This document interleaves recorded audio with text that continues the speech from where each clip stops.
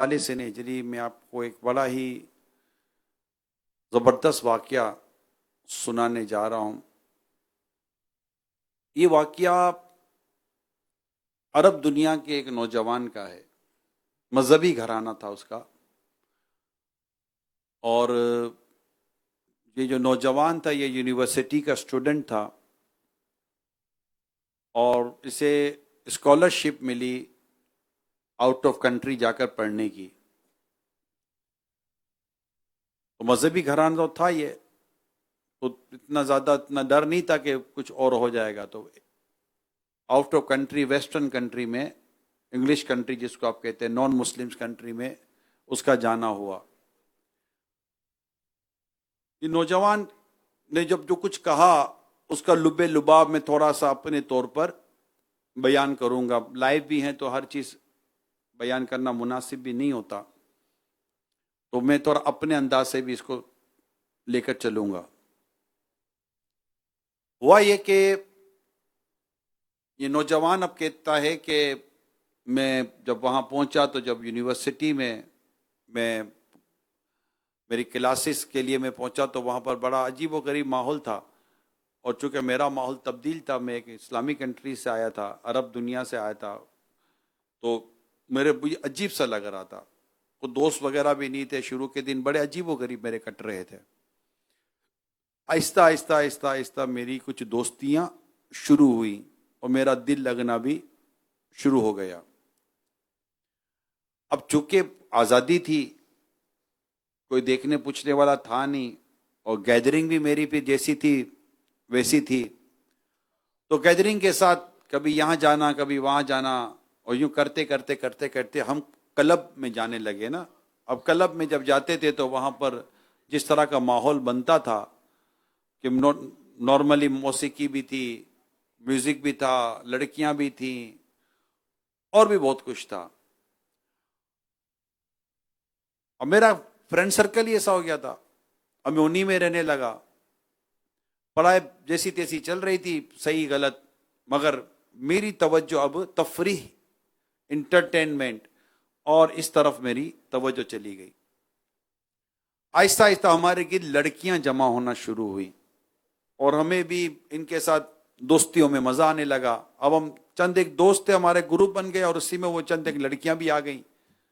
تو اب لڑکی، ہم بھی نوجوان، لڑکیاں بھی نوجوان، تو ہمارا یہ ایک معاملہ بالکل ہٹ کے چلنے ہی لگا۔ ایک دن ہم دوست بیٹھے ہوئے تھے، تو اب تک کچھ نہ کچھ شراب بھی چل رہی تھی، تو ناچنا گانا بھی چل رہا تھا، سب چل رہا تھا، تو اس نے کہا اسلامی تعلیمات پر ڈسکشن ہونے لگی۔ تو بدقسمتی کے ساتھ انہیں اسلام و دین کی تعلیمات میں اب سختی نظر آنے لگی کہ یہ بھی منع ہے تو یہ بھی منع ہے تو یہ بھی منع ہے تو یہ بھی منع ہے۔ اس طرح کرتے کرتے یہ آہستہ آہستہ ان کا دل بدلنے لگا، قلب منقلب ہونے لگا، اور دوستوں نے سوچا کہ کیا ہی اچھا ہو کہ ہم کوئی اور دین اختیار کر لیتے ہیں۔ لہذا انہوں نے اسلام چھوڑ دیا اور غیر مسلم ہو گئے۔ اب کچھ عرصے تک وہ اس انداز کو لے کر چلتے رہے جو انہوں نے نیا دین قبول کیا تھا، مرتد ہو گئے۔ لڑکا مرتد ہو گیا، یہ خود کہہ رہا میں بھی مرتد ہو گیا، اب میں مسلمان نہیں تھا، خود کہتا میں مسلمان نہیں رہا، اور میں اسلام چھوڑ چکا تھا۔ پھر وہ دیگر مذہب پر چلنے لگے، ایک سے دوسرے مذہب کی طرف چلے گئے، اور ہر مذہب میں جاتے تو بولا یہاں اس میں یہ بھی منع ہے، یہ بھی منع ہے، یہ بھی منع ہے، کرتے کرتے کرتے کرتے انہوں نے مشورہ کیا اب کرے کیا۔ آخر کار ان کو پتہ چلا کہ کوئی نیا سلسلہ شروع ہوا ہے شیطان کی پوجا کرنے کا۔ جی ہاں، یہ باقاعدہ گروپ ہے جو شیطان کی پرستش کرتے ہیں، شیطان کو پوجتے ہیں۔ تو کیا ہم وہ چلے جاتے ہیں، پابندی نہیں رہے گی، کوئی بھی مذہب بھی کوئی نہ کوئی رہے گا، اس طرح کی وہ باتیں کرنے لگے، گمراہ والی باتیں۔ آخر کار یہ اس طرف چلے گئے۔ اب وہ شیطانی پوجا میں اب ان کو عجیب و غریب قسم کے اور گناہوں بھرے معاملات ان کے شروع ہو گئے۔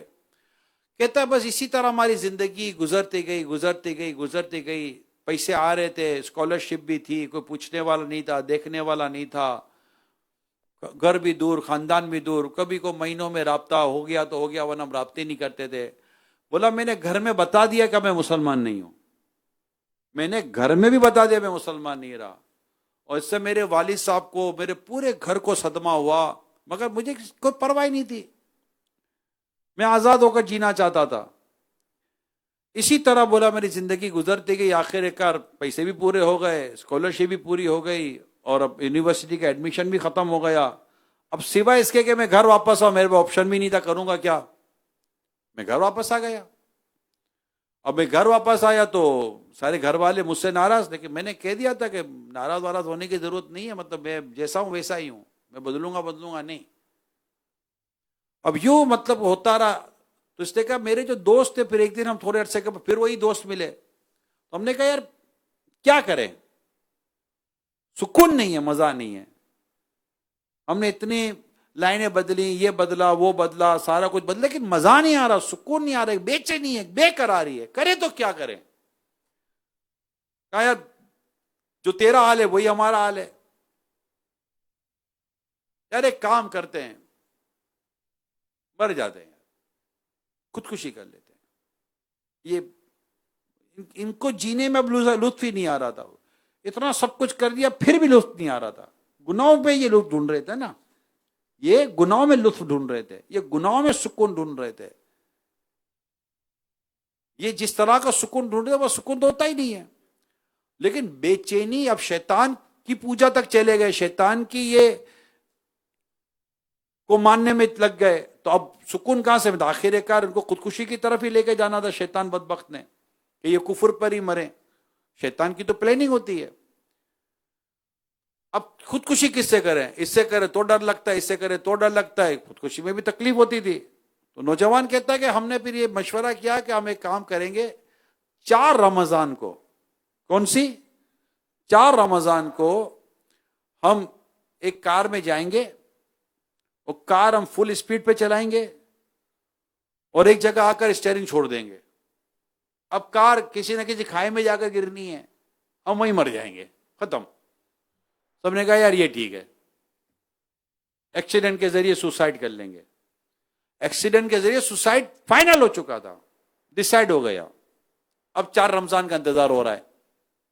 اب یہ 4 رمضان کا ویٹ کرتے کرتے جب پہلا رمضان ہے تو یہ کہہ رہا ہے کہ ہمارے میں تو عرب دنیا کا تھا, تو ہمارے عرب کا ایک کلچر تھا کہ ہمارے ہاں رمضان میں کہیں نہ کہیں افطار کی ترکیب ہوا کرتی تھی, خاندان اور رشتہ دار جمع ہوتے تھے, اور افطار اور اس کے بعد کھانا پینا سب ہوا کرتا تھا, اور رشتہ دار اور بڑے چھوٹے سب جمع ہو جاتے تھے. اب پہلی رمضان کو میرے گھر پہ دعوت تھی. میں نے کہہ دیا بھائی میں مسلمان ہوں نہیں. وہ لڑکا کہتا ہے میں مسلمان ہوں نہیں, میں روزہ ووزہ نہیں رکھوں گا. تو گھر والے بھی کہتے ہیں نہیں رکھ, اللہ تجھے ہدایت دے. ہمارے گھر میں سحری افطار ہوگی, تجھے دوپہر کا کھانا کچھ کھانا وانا ملے گا نہیں. اور میں بھی پورا دن بھوکا. افطار کا وقت ہوا, سارے خاندان جمع ہو گئے, بڑے بزرگ جمع ہو گئے, نوجوان جمع ہو گئے, سب آ گئے. اب میں کروں تو کیا کروں, کھا بھی نہیں سکتا تھا. مربت بھی کوئی چیز تھی اس کی بھی, ابھی اس کے پاس ایک مربت بھی بدبخت کے پاس رہ گئی تھی. لیکن اب اس کا آپ دیکھیں آگے ہوا کیا. ابھی تک تو اس کی بدبختی تھی.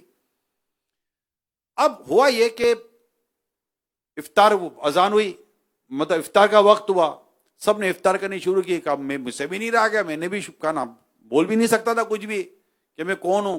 پورے خاندان کو نہیں پتا تھا, میرے گھر کو پتا تھا. میں نے بھی کھجور کھائی اور چیزیں جو تھیں طرح طرح کی وہ کھائی. بھوک لگی تھی, پورا دن بھوکا تھا. میرا باپ مجھے گھڑ کے دیکھ رہا تھا, میرے باپ کو غصہ آ رہا تھا کہ یہ مسلمان ہے نہیں اور یہ ہمارا کھانا کھا رہا ہے. میرا گھرانہ مذہبی تھا. مغرب کی اذان ہو گئی, اب سارے چلے مسجد کی طرف. میں نے تو جانا ہی نہیں تھا, تو 7-8 سال ہو گئے مسجد میں گیا ہی نہیں ہوں. اب میں کروں تو کیا کروں. میں 1-2 نوجوان کے ساتھ بیٹھا رہا, وقت گزارتا رہا. سارے ایک ایک کر کے جانے لگے, سارے ایک ایک کر کے جانے لگے. اب اس پنڈال میں جہاں شامیانے میں جہاں یہ سارا دعوت کا اہتمام تھا, وہاں ایک ہمارے خاندان کے بہت بڑی عمر کے بزرگ تھے. سارا خاندان اسے ڈرتا تھا, سارا خاندان ان کی عزت کرتا تھا. وہ ہوتا نا ایک خاندان میں ایک بڑا ہوتا ہے, وہ یہ وہ ہے. اب وہ رہ گئے, میں رہ گیا. اور انہوں نے مجھے کہا کیا کر رہے ہو, چلو مجھے مسجد میں لے جاؤ. بولا میں نہیں نماز پڑھتا، آپ جاؤ، بکواس نہیں کرو، چلو بعد چلو مسجد میں جاؤ، میں نماز نہیں پڑھتا، میں نماز نہیں پڑھتا، نہیں جانا میرے کو، آپ جاؤ نا، باتیں نہیں کرو، وہ اپنی وہ بزرگی میں باتیں نہیں کرو، چلو تم نوجوانوں کو یہ بھائی میں نہیں آ سکتا، میں مسلمان نہیں ہوں نا، بکواس نہیں کر، چل چل، اب وہ اس کو یقین بھی تو نہیں ہے نا کہ یہ کر کیا رہا ہے، چل چل، اور وہ الٹی سیدھی باتیں کرے اور بڑے میاں مانے نہیں اس کی بات، چل چل چل کھڑا ہو، چل آگے چل آگے چل، میں بھی دیکھتا ہوں کیسے مسجد نہیں آتا، یہاں کیا کرے، 10 ہر مسجد میں گئے، اور وہ بولے میرے پاس راستہ ہی نہیں تھا، میں تو سب کھل کر بول چکا، پھر بھی یہ بڑے مہمان ہی نہیں رہتے، اب ان سے بحث کون کرے گا، سارا خاندان ڈرتا تھا، اب عزت بھی تھی، اب میں بھی کیسے بحث کروں گا زیادہ، اب میں بھی آگے چل پڑا، اور انہوں نے بڑے میاں نے کیا بھی، مجھے آگے خود پیچھے پیچھے چلتے رہے ڈنڈی لے کر، ہاں اب ادھر جاؤ، ہاں یہ مسجد ہے، چلو، اب اقامت بھی ہو گئی، جماعت بھی کھڑی ہو گئی، میرے کو لے گئے اندر میں، 7-8 سال کے بعد میں مسجد میں داخل ہوا، 7-8 سال کے بعد میں مسجد میں داخل ہوا، امام صاحب سورہ فاتحہ پڑھ چکے تھے، اور میں کہا چلو چلتے ہیں، جیسے ہی نماز کھڑی ہوگی میں نکل جاؤں گا، بڑے میاں جیسے ہی تکبیر کہیں گے میں نکل جاؤں گا، یا جب سب رکوع میں ہوں گے تب نکل جاؤں گا، پتہ ہی نہیں چلے گا، رکوع یا سجدے میں ہوں گے اس وقت میں مسجد سے نکل جاؤں گا، زبردست سے لے کر گئے میرے کو یار، اب اس نے نماز اس سے پڑھنی نہیں تھی، وہ جا کر کھڑا ہو گیا، ہاتھ باندھ لیے، امام صاحب نے سورہ فاتحہ ختم کر لی تھی، سورہ فاتحہ ختم کرنے کے بعد امام صاحب نے سورہ مومنون کی آخری آیات کی تلاوت کی، وہ نوجوان کہتا ہے امام صاحب نے قرآن کریم کی جو تلاوت کی، افحسبتم انما خلقناکم عبثا وانکم الینا لا ترجعون، تو کیا تم یہ سمجھتے ہو کہ ہم نے تمہیں بیکار بنایا اور تم ہماری طرف لوٹائے نہیں جاؤ گے؟ وہ نوجوان کہتا ہے کہ مجھے لگا کہ امام صاحب مجھے ہی تلاوت سنا رہے ہیں، یہ مجھے کہا جا رہا ہے،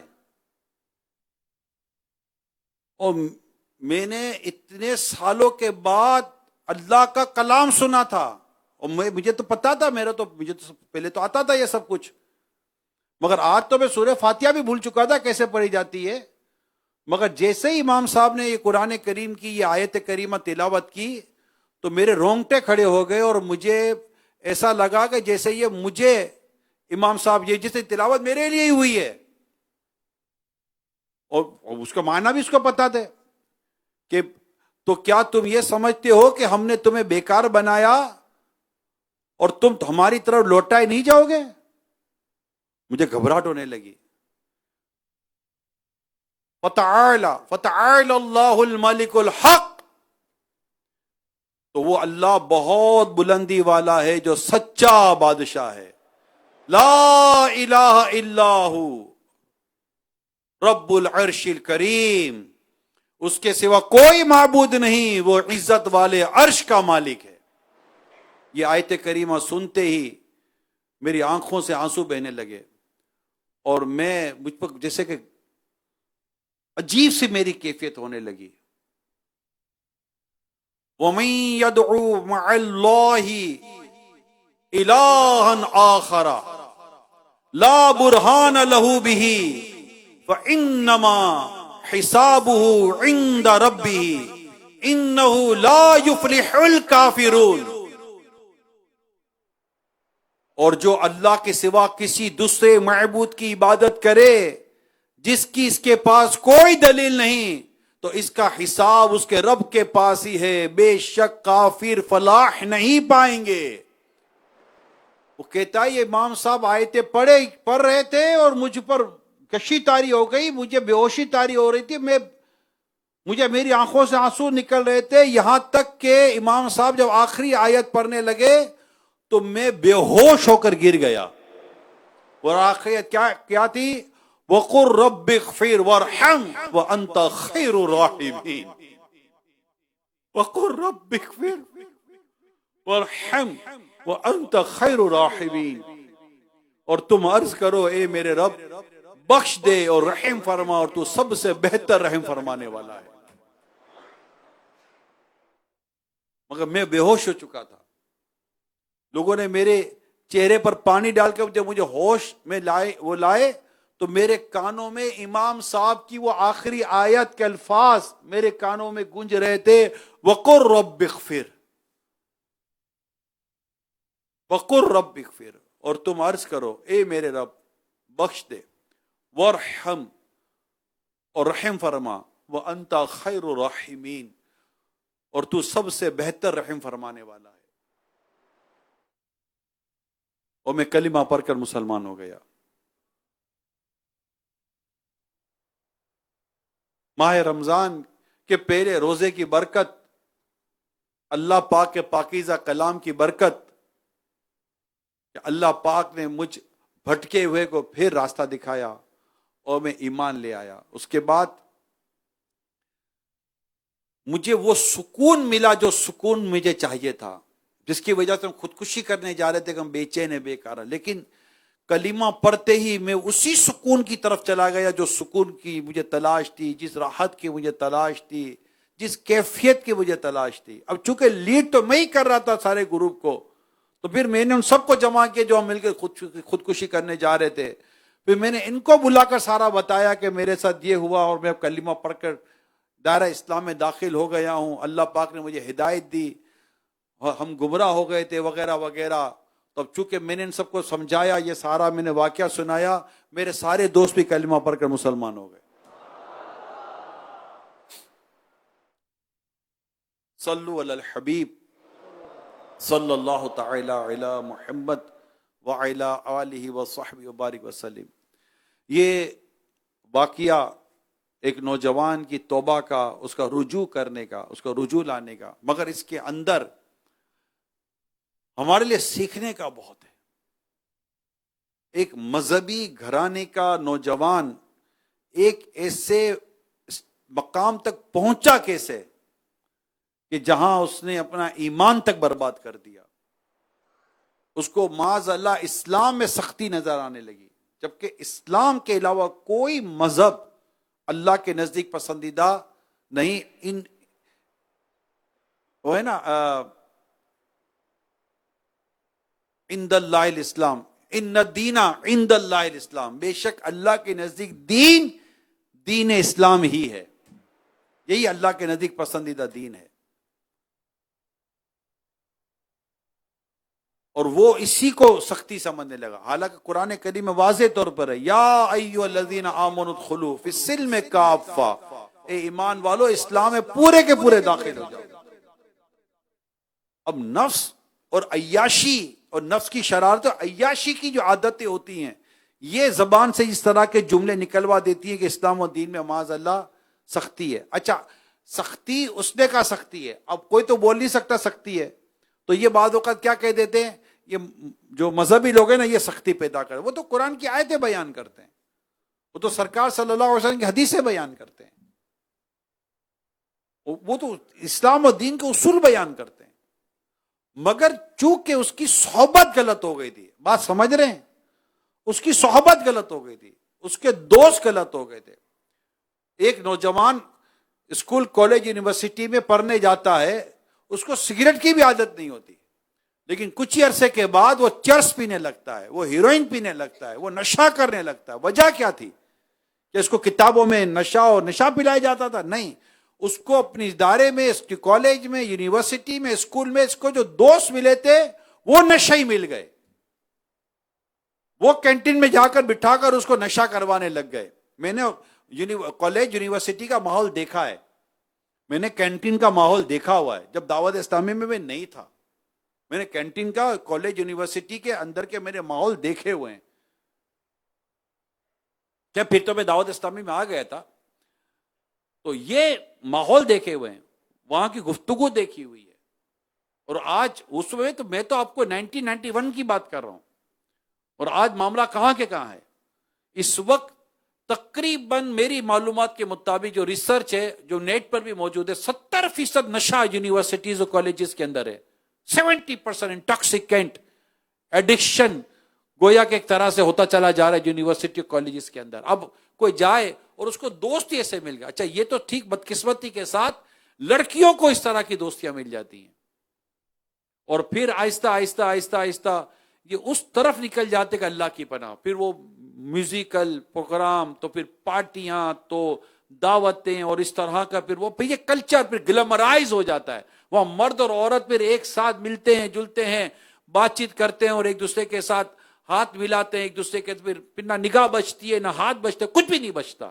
رسول پاک صلی اللہ تعالی علیہ وآلہ وسلم فرماتے ہیں اور ہاتھ زنا کرتے ہیں، ہاتھ بدکاری کرتے ہیں، اور ان کا بدکاری حرام کو پکڑنا ہے، ان کا بدکاری کرنا حرام کو پکڑنا ہے.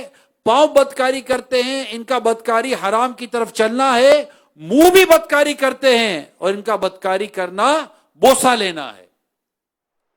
اب اس طرح کی جب بندہ محفلوں میں جاتا ہے، اس طرح کا جب ماحول کریٹ کرتا ہے، نہ لڑکیوں کو حیا ہوتی ہے، نہ مردوں کو حیا ہوتی ہے، نہ لڑکیوں کو حیا ہوتی ہے. لڑکے اس چیز میں شرم و حیا سے دور. شرم و حیا ہوتی تو وہاں جاتے کیوں؟ پھر آہستہ آہستہ آہستہ آہستہ معاملہ یہاں تک نکلنا شروع ہو جاتا ہے اور وہاں پھر اس طرح کی لڑکیاں اور عورتیں ہوتی ہیں، اس طرح کے لڑکے ہوتے کا لمان والحفیظ. نہ ان کے لباس کے ٹھکانے، نہ ان کے انداز کے ٹھکانے، مگر ان کو مزہ آ رہا ہوتا ہے. اس طرح کی پارٹی، اس طرح کے دوست مل جاتے ہیں نا جو ان کو وہیں لے کے جا رہے ہوتے، وہیں لے کے جا رہے ہوتے، یہیں لے کے جا رہے ہوتے. مجھے برابر یاد ہے، میں ایک جگہ پر تھا، ایکسرسائز کا میرا ایک ایریا تھا جہاں میں جاتا تھا. مجھے باقاعدہ یاد ہے، جیسے میں ابھی کہہ رہا ہوں مجھے یاد آ گیا کہ وہاں پر ایک اور لڑکا ایکسرسائز کے لیے آتا تھا اور وہ مجھے جس جگہ کے لیے کہتا تھا عمران یار وہاں آنا، وہاں آنا، مجھے اس وقت نہیں پتا تھا. میں آج یا کچھ عرصے کے بعد میں ریئلائز کر رہا ہوں کہ یہ مجھے کہاں کے لیے بلا رہا تھا. اللہ کا شکر ہے میں وہاں نہیں گیا. برا یا بھلا یہ اس کا میں ابھی کوئی دعویٰ نہیں کرتا کہ مجھے کیا پتا تھا کیا نہیں پتا، کہ میں گیا نہیں. یعنی یوں کہہ کہ میرے رب نے مجھے وہاں جانے سے بچا لیا. حالانکہ وہاں ایک ایکسرسائز اور ایک کلب کا ماحول تھا جہاں میں مطلب ہمارا جو مارشل آرٹ کا جو ساری چیزیں ہوا کرتی تھی، تو وہ سارا ایک ماحول تھا وہاں پر. اور وہ اس کو بھی جانتا تھا، وہ ہم سب ایک ہی ساتھ ایک ہی گروپ کے اندر تھے. مگر مجھے اب یاد آ رہا ہے کہ وہ مجھے کہاں کے لیے بلا رہا تھا. اب بندہ چلا جائے اور وہاں پھر اس طرح کا ماحول بنے، پھر وہ سب کچھ ہوتا رہے، تو آدمی کہاں سے خود کو بچا سکے گا یار. پھر جب جہاں عورتوں کے لباس پھر ایسے ہوں، عورتوں کے انداز پھر ایسے ہوں، وہاں آدمی کیسے اپنی نفس پر قابو پا سکے گا. پیارے آقا صلی اللہ علیہ وآلہ وسلم فرمایا دوزخیوں کی دو جماعتیں ایسی ہوں گی جنہیں میں نے اپنے اس دور میں نہیں دیکھا، یعنی آئندہ پیدا ہونے والی ہیں. ان میں ایک وہ قوم جن کے پاس گائے کی دم کی طرح کوڑے ہوں گے، جن سے لوگوں کو ماریں گے، اور دوسری قسم ان عورتوں کی ہے جو پہن کر ننگی ہوں گی، یعنی لباس پہن کر بھی ننگی ہوں گی، دوسروں کو اپنی طرف مائل کرنے والی اور مائل ہونے والی ہوں گی. ان کے سر بختی اونٹوں کی طرح ایک طرف جھکی ہوئی کوہانوں کی طرح ہوں گے. وہ جنت میں داخل نہ ہوں گی، نہ اس کی خوشبوئیں پائیں گی، حالانکہ اس کی خوشبو اتنی دور سے پائی جائے گی. یہ میرے نبی رحمت صلی اللہ علیہ وسلم نے یہ روایت، یہ جو ارشاد عطا فرمایا. اگر مدنی چینل پر کوئی ایسی عورت ہے جو سن رہی ہے اور وہ دیکھتی ہے کہ یہ کہیں میرے لیے تو نہیں بیان ہو رہا، ایسے تو لباس میں پہنتی ہوں، ایسے انداز تو میرے ہوتے ہیں، میں اس طرح مائل ہو جاتی ہوں لوگوں کی طرف، ان کو کرتی ہوں، ان کو اٹریکٹ کرتی ہوں، ان کی طرف میں اٹریکٹ ہو جاتی ہوں، ان کو اپنی طرف اٹریکٹ کرتی ہوں، میرے تو انداز ہی کچھ اسی طرح ہوتے ہیں. غور کرے کہیں ایسا تو نہیں کہ اس کو یہ روایت کن کے لیے ہے. اگر یہ اس طرح کی کوئی بھی فیمیل مجھے سن رہی ہیں تو میں نے تو فرمان رسول صلی اللہ تعالی علیہ وآلہ وسلم سنایا ہے، اور میں نے مسلم شریف کی حدیث سنائی. یہ مسلم شریف کی حدیث ہے. اور ایسی عورتوں کے بارے میں کیا فرمایا کہ وہ جنت میں داخل نہ ہوں گی اور نہ اس کی خوشبو پائیں گی، حالانکہ اس کی خوشبو اتنی دور سے پائی جائے گی. اب ایک نوجوان، ایک مرد ایسے ماحول میں چلا جائے، ایسی پارٹیوں میں چلا جائے، اسکول کالج یونیورسٹیز کے اندر ایسا ماحول لے لے، لڑکے لڑکے عمرے نہیں ہیں یار، اور آپس میں دوستیاں کر لیتے ہیں، ماں باپ شادیاں نہیں کرواتے ایک دوسرے کی، وہ مطلب وہ اپنی جان لے رہے، وہ اپنی جان لے رہی ہے. سوسائڈ کر دیا لڑکوں لڑکیوں نے. خودکشیاں ہو رہی ہیں. یہ ماحول کیسے بن گیا؟ دعوتوں میں جا کر کس طرح کے یہ آپس کے تعلقات اسٹیبلش ہو جاتے ہیں. میں کیا آپ کو کتنی باتیں بیان کروں. تو اللہ پاک ہم سب کو اس طرح کے ماحول سے بچائے کہ جب بندہ جاتا ہے تو پھر ہاتھ بھی ملائے گا, گلے بھی ملے گا, نہ کرنے والے کام بھی کرے گا, دوستیاں بھی کرے گا, وہ بھی کریں گے یہ بھی کریں گے, دونوں کو اللہ پاک ہدایت عطا فرمائے. پیارے آقا صلی اللہ علیہ وآلہ وسلم نے ارشاد فرمایا, تم میں سے کسی کے سر میں, بڑی غور سے سنیے گا, تم میں سے کسی کے سر میں لوہے کی سوئی گھونپ دی جائے, کسی کے سر میں لوہے کی سوئی گھونپ دی جائے تو یہ اس کے لیے سے بہتر ہے کہ وہ ایسی عورت کو چھوئے جو اس کے لیے حلال نہیں. غیر مرد, غیر عورتوں سے ہاتھ ملانے والوں, اللہ سے ڈرو. میں تو حدیث سنا رہا ہوں, فرمان رسول سنا رہا ہوں صلی اللہ علیہ وسلم, اور مسلمانوں کو ڈرا رہا ہوں, مسلمانوں کو سمجھا رہا ہوں. فلاں کلچر میں کیا رہا ہے, فلاں کلچر میں کیا ہے, فلاں کلچر میں کیا ہے. ایک ایسا آرٹیکل بھی آیا تھا, میں نے وہ آرٹیکل پڑھا تھا کہ یار یہ تمہارے مسلمانوں میں کیا ہے کہ تم عورتوں کے ساتھ ہاتھ نہیں ملانے دیتے. آرٹیکل پڑھا تھا باقاعدہ میں نے, مگر آرٹیکل بڑا اچھا تھا, لکھنے والا بڑا سلجھا ہوا شخص نظر آتا تھا. اس جگہ پر اس کی گفتگو, اس جگہ پر تحریر کے طور پر تو میں کم از کم کہہ سکتا ہوں کہ کیا بات ہے کہ تم مسلمان جو ہوتے ہو یہ کہتے ہو کہ تم اس عورت سے ہاتھ نہ ملاؤ. اب تو آج کل تو ہاتھ ملانا رواج ہے. اس سے بڑا پیارا جواب دیا کہ تمہارے ملک میں کوئی بہت بڑی پوسٹ پر یا کوئی بہت بڑے عہدے پر کوئی ایسی عورت ہوتی ہے, نام نہیں اس سے میں قصدن نام نہیں لینا چاہتا, تو کیا اس سے ہر کوئی ہاتھ ملا لے گا؟ نہیں, اس کے لیے تو رول ہوتے ہیں, ہر کوئی ہاتھ نہیں ملا سکتا, باقاعدہ اس کے کوئی پرنسپلس ہیں, رول ہیں, کچھ کے پروٹوکولس ہیں, تب ہاتھ ملا سکتا ہے. میں کہا تم تو اس نے کہا تمہاری 2-4 عورتیں ہوں گی, ہمارا تو دین ایسا ہے کہ جو مسلمان جو عورت کلمہ پڑھ لیتی ہے, اسلام اس کو اسی طرح خصوصیت کے ساتھ لے لیتا ہے کہ اسے ہر کوئی ہاتھ نہیں ملا سکتا. محرم ہاتھ, محرم اور نامحرم کی اسے تقسیم کر کے بتائی تھی وہاں پر. ہم نہیں ملا سکتے ہاتھ, نہ ملائیں اس طرح کوئی, اس طرح کا بے تکلفانہ انداز جو اللہ پاک رحم کرے جو ہم نے یہاں اختیار کیا ہوا ہے یہ نہ کریں. اس طرح تباہی اور بربادی ہو جاتی ہے. پھر آہستہ آہستہ خدا نہ خاصا اللہ نہ کرے اگر وہ غیر مسلم ہے تو پھر اس کے چکر میں آ کر بندہ ایمان سے ہاتھ دھو بیٹھے گا, یا پھر اس کو اسلام اور دین کے یہ معاملات اللہ نہ کرے اسے سخت نظر آنا شروع ہو جائیں گے, لگے گا اس کو, فیل ہوگا شیطان کی طرف سے ہوتا ہے. کہاں سے سخت ہو گیا یار, یہ تو جنت پہ جانے کے راستے ہیں. اسلام کا راستہ جنت پہ لے جانے والا راستہ ہے, دین پر چلنے کا راستہ جنت پہ لے جانے والا راستہ ہے. اور حدیث پاک واضح, دنیا مومن کے لیے قید خانہ ہے, کافر کے لیے جنت ہے. یہاں رولز ہیں, طریقہ کار ہے, ڈسپلن ہے اسلام کے اندر. اور اسلام حفاظت کرتا ہے عزتوں کی, عفت کی حفاظت کرتا ہے, نسب کی حفاظت کرتا ہے, تمام چیزوں کی اسلام و دین حفاظت کرتا ہے. جہاں بدکاری کرنے کا منع ہے وہاں بدکاری کے قریب جانے کا منع ہے. وَلَا تَقْرَبُوا الزِّنَا, قرآن کہتا ہے, اور بدکاری کے قریب مت جاؤ. ایسے کسی ماحول کے پاس نہ جائے, ایسی کوئی گفتگو نہ سنیں, ایسی کوئی ویڈیو نہ دیکھیں, ایسی کوئی پکچر نہ دیکھیں, ایسی کوئی امیجز نہ دیکھیں, ایسے کسی کلچر میں نہ جائیں, ایسی کیسی دوستوں سے نہ ملے جو ہمیں اس بدکاری ایڈلٹری کی طرف لے کے جانے والا ہے. نیک لوگوں کی صحبت پہ رہے, اچھے لوگوں کی صحبت پہ رہے, اللہ سے ڈرنے والوں کی صحبت, یہی ایمان. ورنہ ایمان کیسے بچائیں گے ہم؟ میں نے وہ کیا بتایا تھا کہ یہ نوجوان کیسے ہٹا, یہ تو اللہ پاک کی رحمت نے اسے بچا لیا اور وہ دوبارہ کلمہ پڑھ کر مسلمان ہو گیا.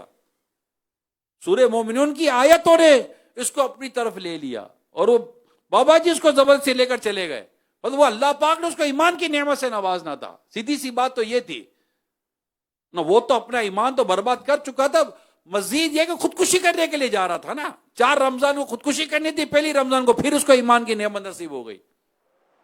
مگر وہ جو برباد ہوا, وہ برباد ہونے کی چیزوں کو میرے آج کے اسلامی بھائی, میرے نوجوان, اور جو عورتیں ہیں نوجوان, جو لڑکیاں ہیں جو مدنی چینل پر ہیں یا کل سوشل میڈیا پر ہو, کہیں بھی ہو, please kindly try to understand.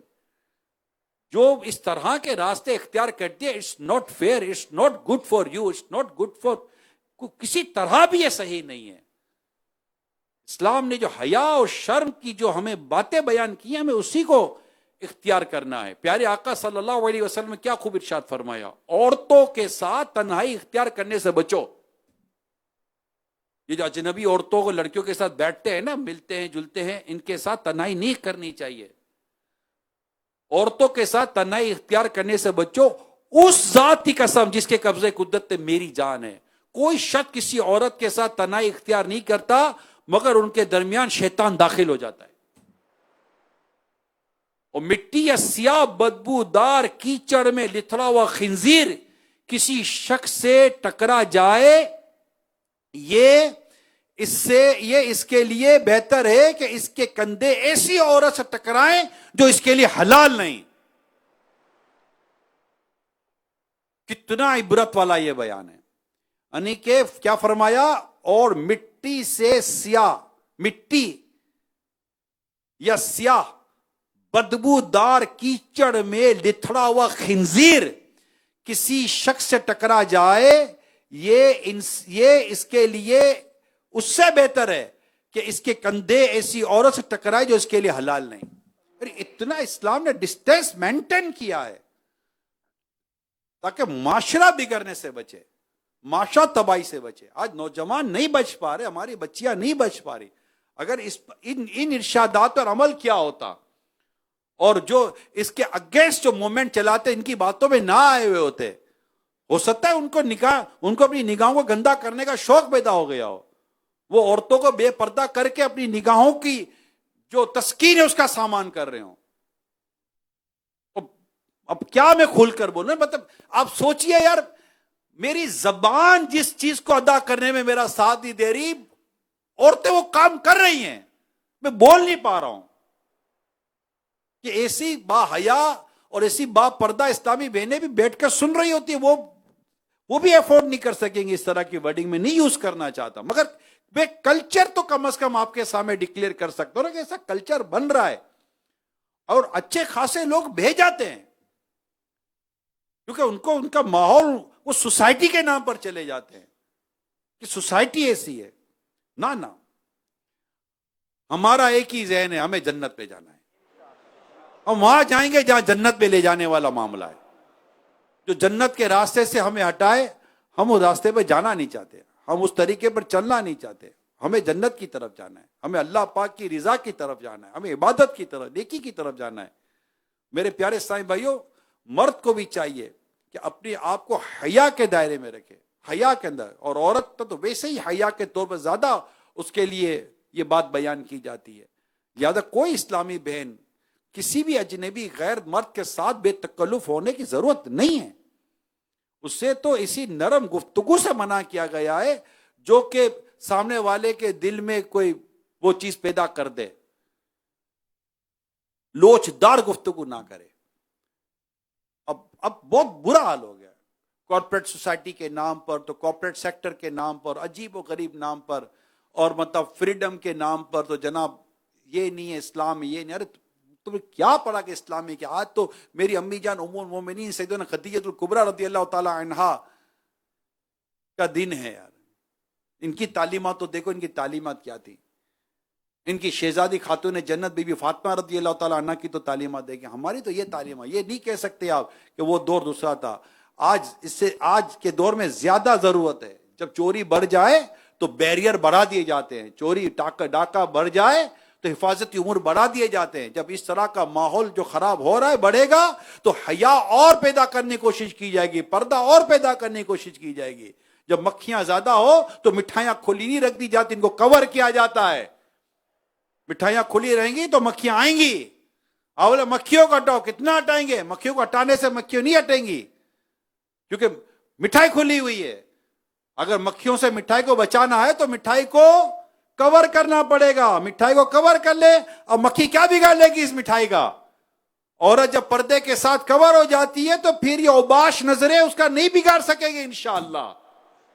اسلام نے پردہ دے کر عورت کی عزت کی حفاظت کی ہے، اور ہمیں فرمایا گیا ہے قل للمؤمنین یغضوا من ابصارہم، اور مسلمان مردوں سے کہہ دیجئے اپنی نگاہوں کو کچھ نیچی رکھے.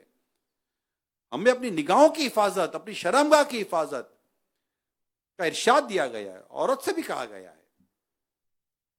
تو میرے پیارے اسلامی بھائیوں، مدنی چینل پہ دیکھنے سننے والی اسلامی بھائی، اسلامی بہنیں، اللہ پاک ہم سب کو حیا اور حیا عطا فرمائے. آقا دو جہاں صلی اللہ علیہ وسلم فرماتے حیا جتنی زیادہ ہو اتنی اچھی ہے، اور جس میں حیا نہیں اس کا جو جی چاہے کرے۔ لہذا اس طرح کا جو بھی کلچر جہاں بھی، کیونکہ میں پاکستان میں تو صرف بیان نہیں کر رہا، کراچی میں تو بیان نہیں کر رہا، انٹرنیشنل میڈیا ہے، دنیا بھر میں دیکھا سنا جا رہا ہے، اور ہمارا بھی دنیا کے کئی ملکوں میں آنا جانا رہتا ہے، وہاں کا جو ماحول، وہاں کی جو باتیں پتہ چلتی ہیں، تو اللمان والحفیظ، مگر بچنے والے وہاں بھی بچ رہے ہیں۔ ہاں، جن کا بچنے کا ذہن ہے، چاہے وہ آپ کسی ملک کا نام لے لو، میرے سامنے آپ کسی ملک کا نام لے لو، جن کو اللہ پاک نے بچنے کی توفیق دی ہے یہ وہاں بھی بچ رہے ہیں، اور جن کو نہیں بچنا تو وہ کہیں بھی نہیں بچ رہے، نہیں بچ رہے، وہ پھر الٹی سیدھی باتیں لے کر آ جاتے ہیں۔ تو اللہ پاک سے ہم یہ دعا کریں، یا اللہ ہمارے قلب کو تیرے دین پر ثابت رکھ، دین اسلام کی تعلیمات پر عمل کرنے والے ہم رہے، انشاءاللہ نجات ہمیں ملے گی، اللہ پاک نے چاہا تو۔ سرکار مدینہ صلی اللہ علیہ وسلم کی دعا، یا مقلب القلوب ثبت قلبی علی دینک، اے دلوں کو پھیرنے والے میرے دل کو اپنے دین پر ثابت رکھ۔ قرآن کریم کی دعا ہے، اللہم ربنا لا تزغ قلوبنا بعد اذ ہدیتنا وہب لنا من لدنک رحمہ انک انت الوہاب۔ یہ دعا کرنے کی ہے کہ ہمارے دل ٹیڑے نہ ہو جائے، ہمارے دل پھسل نہ جائیں، کوئی نگاہ پھسلی دل پھسل جائے گا، دل پھسلے گا پتہ نہیں کیا کیا پھسل جائے گا۔ کئی نگاہیں بندے کو کہاں کے کہاں گمراہی میں لے کے جاتی ہیں، اور ایسے کئی واقعات، ابھی ہر واقعہ تو بیان کرنے کا وقت نہیں ہوتا، لیکن میرے پیارے معتکف اسلامی بھائیوں، مدنی چینل پر جو ہیں اسلامی بھائی اسلامی بہنیں، اس بات کا پکا عزم کر لیں کہ ہم نے بری صحبت میں نہیں بیٹھنا۔ میں نے آج آپ کو بری صحبت کی جو تباہ کاری تھی اس کا بڑا بھیانک انجام بنایا ہے۔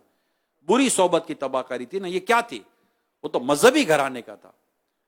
آپ کو پرانی بات ہے، میں ابھی لیٹسٹ باتیں بتاؤں، میں ابھی یو کے کی باتیں بتاؤں، میرا یو کے کا سفر تھا، مذہبی گھرانے میں موجود، مذہبی گھرانے میں پلی بڑی لڑکی، بس وہ گئی جن ماحول میں نہ جانے والے، ماں باپ کو میسج کر دیا کہ میں مسلمان نہیں ہوں، اس لیے مجھے اب رابطہ نہ کیا جائے۔ ماں باپ سر پر ہاتھ تک کے بیٹھ گئے، کیا ہو سکتا ہے، رابطہ نہ کیا جائے۔ ایسا ایک اور لڑکے کا واقعہ، اور ایک نہیں ایسے کئی واقعات ہیں۔ جی ہاں، صحبت، ماحول لے کر چلا جاتا، ہمیں لگتا ہے کہ ہم پکے، یہ پکا کچا چھوڑ دے بھیا، اللہ سے ڈرنے والے بنے۔ اللہ پاک فرماتے وَكُونُوا مَعَ الصَّادِقِينَ، اور سچوں کے ساتھ رہو، خلاص فرما دیا۔ نیک لوگوں کے ساتھ، اچھوں کے ساتھ، سچوں کے ساتھ ہے، عقائد نظریات اچھے ہو، عاشق رسول ہوں، اللہ اور اس کے رسول سے محبت کرنے والوں، نمازی ہوں، نیک ہوں، پرہیزگار ہوں۔ اب دیکھیں نا، اگر نہیں ہے تو کیوں اس کے ساتھ اٹھیں گے بیٹھیں گے ہم؟ آقا دو جہاں صلی اللہ علیہ وآلہ وسلم فرماتے دوست دوست کے دین پر ہوتا ہے۔ دیکھو تو کس سے دوستی کر رہے ہو؟ پتہ ہے کہ یہ بے نمازی ہے، یہ عیاشیاں کرتا ہے، یہ بد نگاہیاں کرتا ہے، یہ معاذ اللہ الٹے سیدھے نشے کرتا ہے، یہ جوئے کھیلتا ہے، یہ مطلب کہ کیا کیا کرتا ہے، اب کس کس چیز کے نام لوں؟ پھر ہمیں ان کے ساتھ بیٹھنے کی تو کوئی تک ہی نہیں بنتا نا۔ ایک نیک اچھا شریف آدمی کیسے ان کے ساتھ بیٹھے گا؟ بلکہ پناہ مانگے گا اور دعا کرے گا، یا اللہ ان کو ہدایت دے، ان کو ہدایت دے۔ تو اللہ پاک ہماری حفاظت کرے اور بری صحبت سے اللہ بچائے۔ آج یہ نیت کر لیں میرے پیارے اسلام بھائیوں، ہم بری صحبت میں نہیں رہیں گے۔ میں نے آج آپ کو بری صحبت کا بھیانک انجام سنایا ہے، اور کیسا انجام آپ نے دیکھا، اور اللہ نے بچا لیا اس کو تو بچ گئے، ورنہ کہاں تک یہ پہنچ چکے تھے یہ میں آپ کو بتا چکا ہوں۔ اللہ پاک ہم سب کو ایمان کی سلامتی عطا فرمائے۔ اللہ پاک ہمارا ایمان سلامت رکھ، اللہ پاک ہمارا ایمان سلامت رکھ۔ اشرا رحمت کا واسطہ، رمضان المبارک کا واسطہ، یا اللہ ہمارا ایمان سلامت رکھ۔ آمین بجاہ خاتم النبیین صلی اللہ علیہ وآلہ وسلم۔ صلو علی الحبیب۔ محمد الحمد للہ رب العالمین والصلاة والسلام علی خاتم النبیین، اما بعد فاعوذ باللہ من الشیطان الرجیم، بسم اللہ الرحمن الرحیم، الصلاة والسلام علیک یا رسول اللہ وعلى آلك وأصحابك يا حبيب الله الصلاة والسلام عليك يا نبي الله وعلى آلك وأصحابك يا نور الله نويت سنة الاعتكاف.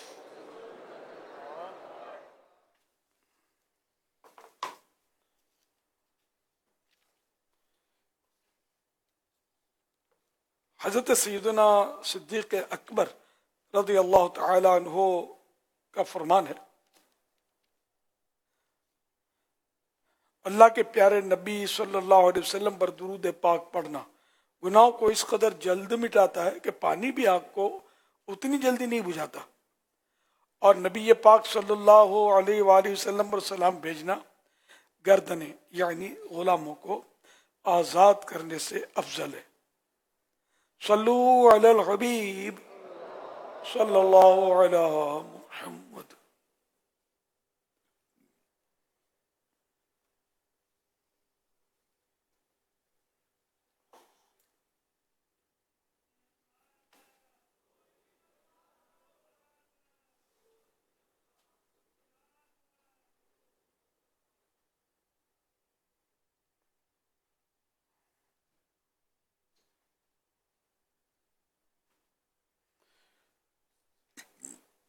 آج 10 رمضان کریم 1447 ہجری فجر کی نماز کے بعد عاشقان رمضان عالمی مدنی مرکز فیضان مدینہ میں جمع ہے۔ کھانے سے متعلق 2-3 متفرق آداب عرض کرنے کی کوشش کروں گا۔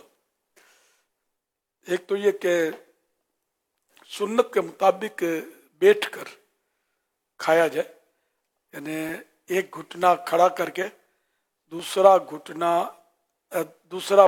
ایک پاؤں کا تو گھٹنا کھڑا کیا سیدھے کا، الٹے کا پاؤں جو ہے نا وہ بچھا کر اس کے پاؤں پر بیٹھ جائے بچھا کر، تو اس طرح یہ سنت ہے۔ بعض بیٹھتے ہیں گھٹنا اونچا کرتے ہیں، لیکن وہ اس طرح ترکیب بناتے ہیں کہ وہ پاؤں پر بیٹھتے نہیں ہیں، پاؤں کا جو پنجہ ہے نا تلوا اس پر بیٹھنا ہوتا ہے، یا پھر 2 زانو بیٹھ کر کھائیں گے تب بھی سنت ادا ہو جائے گی۔ 2 زانو التحیاتو میں جس طرح بیٹھتے ہیں نماز میں یہ 2 زانو کہلاتا ہے، اس سے بھی چل جائے گا۔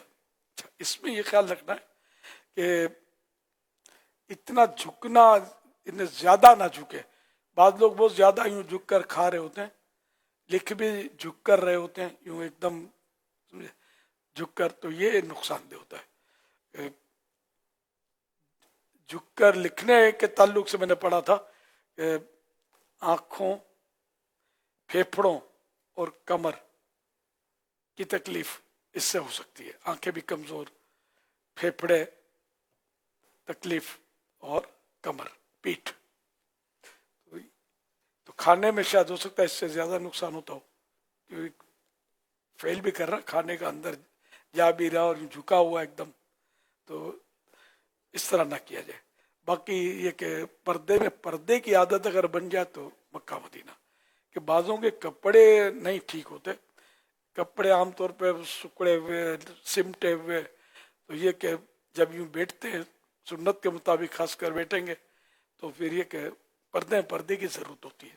اور جو سمجھتا ہے سب سمجھتے ہوں گے میری بات میں کیا کہنا چاہتا ہوں، سب کو خیال رکھنا ہے، اسلامی بہنوں کو بھی خیال رکھنا ہے، گھر کی کوئی چادر ترکیب بنا لے۔ اسی طرح آپ بھی اسلامی بھائی بھی جہاں بھی ہو اپنے مطلب حیا جتنی بھی ہو اتنی اچھی ہے، تو پردے کے لیے چادر اگر رکھے ہیں تو مکہ مدینہ کام آتی رہے گی پردہ کرنے کے لیے، جب بھی بیٹھیں گے جہاں جہاں ممکن ہو چادر ساتھ رکھ لیں۔ کھانے کے تعلق سے کھانا کھا کر کچھ نہ کچھ عام طور پہ چھوڑ دیتے ہیں لوگ، پلیٹ میں سے کچھ نہ کچھ دانے اس پہ چھوڑتے ہیں، کچھ زیادہ چھوڑتے ہیں، تو ہڈی پھینکتے ہیں تو اس میں دانے چمٹے ہوئے ہوتے ہیں، گرم مسالہ پھینکتے ہیں اس میں بھی دانے ہوتے ہیں، بعض لوگ ٹماٹر نہیں کھاتے چاہے سستے ہو یا مہنگے ہو، یہ پھینک دیتے ہیں، یہ کھانے کی چیزیں ہیں۔ ہاں گرم مسالہ ٹھیک ہے نہیں کھاتے آپ تو اس کو دانے نکال لیں اس میں، اور تھوڑا مطلب اس کو جو مسالہ لگا اس کو بھی زبان سے صاف کر لیں، اور ہڈی بھی اس طرح صاف کریں کہ اس میں بوٹی نہ رہے. ہڈی کی بوٹی بھی چھوڑ دیتے ہیں کچھ نہ کچھ، تو تم نہیں جانتے کھانے کے کس حصے میں برکت ہے. ہو سکتا ہے ایک دانہ چلا گیا تو اسی میں برکت ہماری چلی گئی. تو ایک جز بھی کھانے کا ضائع نہ ہو. پھر ضائع کرنا، اس کی اسراف، اور یہ پھر اس کا الگ مسئلہ. اسراف کرنا نہیں ہے، اسراف کا تو قرآن کریم میں منع فرمایا، وَلَا تُبَذِّرْ تَبْذِيرًا إِنَّ الْمُبَذِّرِينَ كَانُوا إِخْوَانَ الشَّيَاطِينِ وَكَانَ الشَّيْطَانُ لِرَبِّهِ كَفُورًا. اور فضول نہ اڑا، بے شک فضول اڑانے والے شیطانوں کے بھائی ہیں، اور شیطان اپنے رب کا بڑا ناشکرا ہے. تو یہ کہ ہمارے یہاں یہ بہت فضول اڑاتے ہیں، کھانا بہت چھوڑ دیتے ہیں تھال میں، پلیٹ میں. عوام تو کرتی ہوتی ہے، لیکن جو ہے نا ماحول کے اندر آ گئے، دینی ماحول میں داڑھی بھی رکھ لی، امامہ بھی باندھ لیا، وہ بھی میں نے دیکھا ہے کہ وہ کھانے کے برتن میں کچھ نہ کچھ یہ چھوڑ دیتے ہیں، دسترخوان پہ کچھ نہ کچھ گرا دیتے ہیں. سب نہیں، لیکن بہر دنیا دیکھی بھالی ہے، کر رہے ہوتے ہیں. اب سب کے سامنے تھوڑی احتیاط مزید بڑھ جاتی ہوگی، گھر میں تو اب کون دیکھتا ہے، یہ توجہ اٹھ جاتی ہے کہ اللہ دیکھ رہا ہے. تو بہرحال یہ کہ ایک دانہ بھی ضائع ہوگا تو ظاہر ہے کہ اس کا حساب تو ہے نا.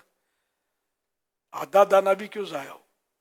پھر روٹی توڑنا ہے تو روٹی کے ذرات اڑتے ہیں، روٹی تھال یا پلیٹ جو بھی ہے اس کے بیچوں بیچ اوپر کر کے توڑیں گے نا تو روٹی کی جو بھی آٹا ہے، ذرے ہیں، وہ تھال میں گرے اس طرح. پھر نوالے کے لیے بھی توڑیں تو یہ تو اتنا مطلب عادت اس میں پکی ہو گئی ہے ضائع کرنے کی. میں نے بارہا نوٹ کیا، بار بار سمجھاؤ تو بھی اتنا نہیں توجہ ہوتی. اسی لے لیتے ہیں، سیریس نہیں لیتے کہ جیسے روٹی بھائی اوپر کر کے نوالا توڑو تھوڑا بیچ میں کہ اس کے، تو بھی میں نے دیکھا ہے تھوڑا مان لیتے ہیں آدھا ادا، تو وہ تھوڑا کنارے کے قریب سے ہی توڑتے ہیں. تو پھر بھی نیچے دسترخوان پہ گرنا ہے، اٹھانا کس نے دسترخوان سے، نہیں مطلب توجہ نہیں دیتے. دودھ والوں کا دیکھا میں نے، دودھ کی ٹنکی ہوتی ہے نا تو اس کے نیچے برتن رکھتے ہیں کہ ٹپک کر کوئی قطرہ ضائع نہ ہو جائے. پیسے لگتے ہیں نا، پانی فری ملتا ہے تو یہ جا رہا ہے، پرواہ نہیں ہے. نل کھلا ہوا ہے، ادھورا کھلا ہوا ہے، نل کی باریک دھار بہ رہی ہے، تقاطر ہو رہا ہے، قطرے ٹپک رہے ہیں، نو پرابلم. یہ اللہ کی نعمتیں اس طرح ہم کو ضائع نہیں کرنی ہے. تو بہرحال لے کے ایک دانہ بھی آپ کا ضائع نہیں ہونا چاہیے. کوئی آپ کو سمجھانے والا ہو یا نہ ہو، کوئی دیکھے یا نہ دیکھے. 1000 آدمی میں کھا رہے ہیں تب بھی احتیاط، 4 دیواری میں اکیلے بیٹھ کر کھا رہے ہیں تب بھی احتیاط. اللہ دیکھ رہا ہے. اب ہم جہاں بھی ہیں اللہ دیکھ رہا ہے، تو اس لیے کوئی جز کھانے کا کوئی حصہ ضائع نہ ہو، اس کا بہت خیال رکھنا ہے. اچھا، اور کھانے کا برتن صاف کر لیں گے تو یہ بھی مطلب کار ثواب ہے کہ حضرت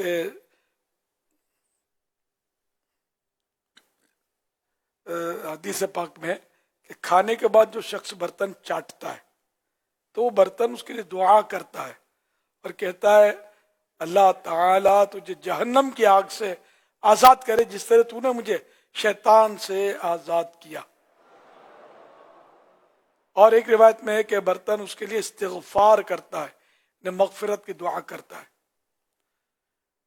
اس کا حوالہ ہے سنن ابن ماجہ جلد 4 صفحہ 14 حدیث نمبر 3271.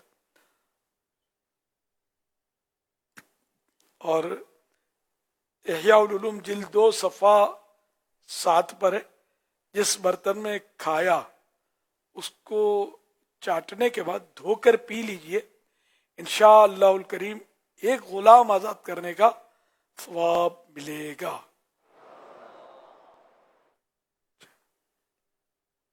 ہر لقمے پر اللہ کا ذکر بھی ہوتا ہے تو کیا بات ہے. ہر 2 لقمے پر یا واجد ہو یا واجد ہو ہمارے ماحول میں کہتے ہیں، تو اس سے جوف میں نور پیدا ہوتا ہے، پیٹ میں نور، جوف یعنی خلا. تو یہ بھی ایک اچھا ہے. اور بھی ذکر ہو سکتا ہے, مطلب الحمدللہ, ایک لقمے پر الحمدللہ کہا, اور پھر یا واجدو کہہ لیا. لقمہ ختم ہوا تو الحمدللہ, پھر یا واجدو, پھر لقمہ لینے کے لیے بسم اللہ یا بسم اللہ الرحمن الرحیم پڑھ لیں تو زیادہ اچھا ہے. یہ لقمہ لیں بسم اللہ یا واجدو. ہمارے یہاں یہ زیادہ تر بولتے ہیں, وہ بھی عوام میں بیٹھے تو بولیں, اکیلے میں اللہ توفیق دے. تو الحمدللہ یا واجدو بسم اللہ, یہ میں پڑھتا ہوں اس طرح, کوشش ہوتی ہے میری. تو اس طرح اگر عادت ڈالیں گے, جس طرح بھی اللہ کا ذکر ہو بیچ میں, تو انشاءاللہ اس کا بھی ثواب ملتا رہے گا. اور اس کی بھی حدیث پاک سن لیجئے کہ حضرت سیدنا انس رضی اللہ تعالیٰ عنہ سے مروی ہے, اللہ پاک اس بندے سے راضی ہوتا ہے کہ جب لقمہ کھاتا ہے تو اس پر اللہ پاک کی حمد کرتا ہے, اور پانی پیتا ہے تو اس پر اس کی حمد کرتا ہے. حوالہ صحیح مسلم صفحہ 11463, حدیث نمبر 2734. تو ذکر اللہ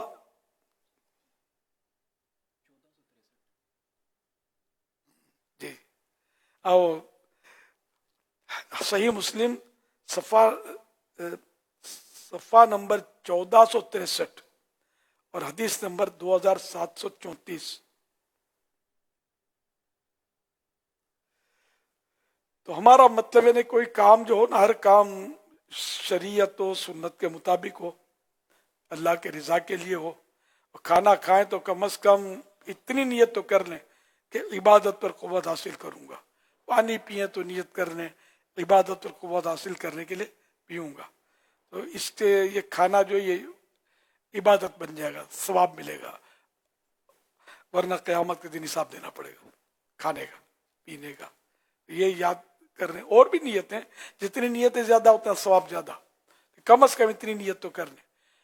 لیکن یہ کہ کھانا عبادت پر کب قوت دے گا, جب بھوک لگی ہو, پیٹ بھرا ہوا ہے, اس پر جو کھائے جاتے ہیں تو اس میں تو مزید بیماریوں کا اندیشہ ہے, برس سفید داغ نکلنے کا بھی اس میں اندیشہ ہوتا ہے. پیٹ بھر گیا, پیٹ بھرا ہے, اب کھا رہے ہیں تو اب عبادت پر نیت حاصل, اب وہ پھر کچھ آ گیا تو پھر لذیذ ڈش آ گئی, پیٹ تو بھرا ہوا مگر دل نہیں بھرا, چلو عبادت پر قوت حاصل کروں گا. تو اب عبادت پر قوت حاصل نہیں ہوگی, بلکہ اور سستی اور بیماری ہوئی تو پھر اور مشکل. بلکہ یہ کہ جب اتنا پیٹ بھر گیا کہ زن غالب آ جائے, خیال جم جائے کہ اب مزید کھاؤں گا تو بیمار پڑ جاؤں گا, تو اب یہ مزید کھانا, زیادہ کھانا جو اب کھائے گا یہ حرام, یہ بھی خیال رکھنا. تو یہ نیت کب کرنی ہے, اس کا بھی محل ہوتا ہے نیت کا, یہ بھی دھیان میں رکھنا ہوتا ہے, موقع ہو نیت کا. صلو علی الحبیب صلی اللہ علی محمد. الحمدللہ رب العالمین والصلاة والسلام علی سید الانبیاء والمرسلین. صلو علی الحبیب صلی اللہ علی محمد. یا الہی رحم فرما مصطفیٰ کے واسطے, یا رسول اللہ کرم کیجے خدا کے واسطے.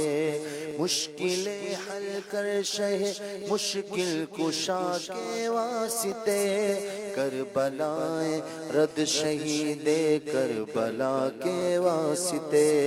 سید سجاد کے صدقے میں ساجد رکھ مجھے, علم حق دے باقر علم خدا کے واسطے.